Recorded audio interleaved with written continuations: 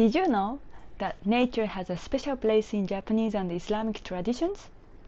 Here are some teachings about nature that are shared by Japanese tradition coming from Shintoism and Buddhism, as well as in Islam. If you've ever visited Japan, you've likely seen shrines known as jinja in towns, in forests, beside rivers, and even high in the mountains. These shrines are originally from Shintoism, which is Japan's ancient spiritual tradition and way of life. In Japanese culture, shrines recognize that nature isn't just beautiful, it's sacred.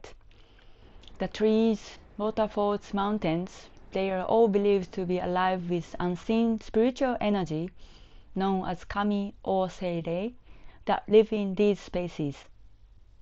In Japanese culture, it is believed that these spiritual energies influence the world and they respond to our actions. This is one of the reasons why Japanese culture includes rituals and bowing at shrines as well as treating nature with respect. Similar to in Shintoism, Islam also teaches that we share the world with unseen beings such as the jinn. When it comes to nature, Islam teaches that in nature we can find signs of God. The Quran says, "In the creation of the heavens and the earth are signs for those who reflect deeply." Islam also teaches that the natural world is alive in spirit and worships God. For example, the Quran says, "There is not a thing except that it glorifies Him with praise, but you cannot perceive their glorification."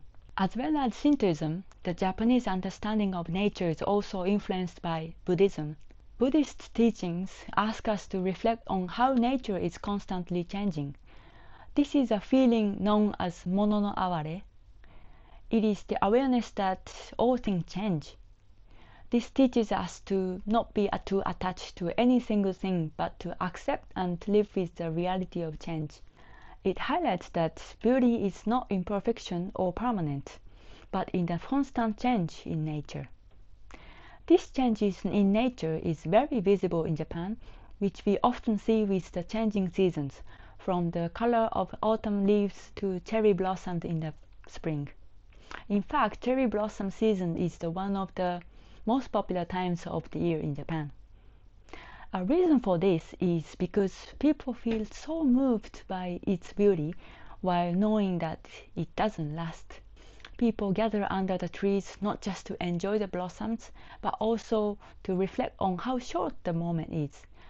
They bloom softly and they disappear so quickly. Islam also teaches that everything in this life is not permanent. The Quran says, "Everything on earth is bound to perish. Only your Lord, full of majesty and honor, will remain forever." Similar to Buddhist teachings, Islam uses nature to teach us that everything in this world is temporary.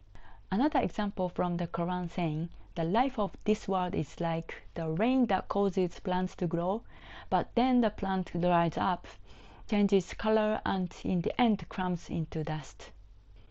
Both Buddhism and Islam remind us that nothing in this world lasts, and to put our lives in perspective. In both Japan and Islam, nature is more than scenery. Nature gives us space to remember what is sacred and what is beautiful in your life. What do you feel when you are in nature? Let us know your thoughts in the comments. Thank you for joining us. またね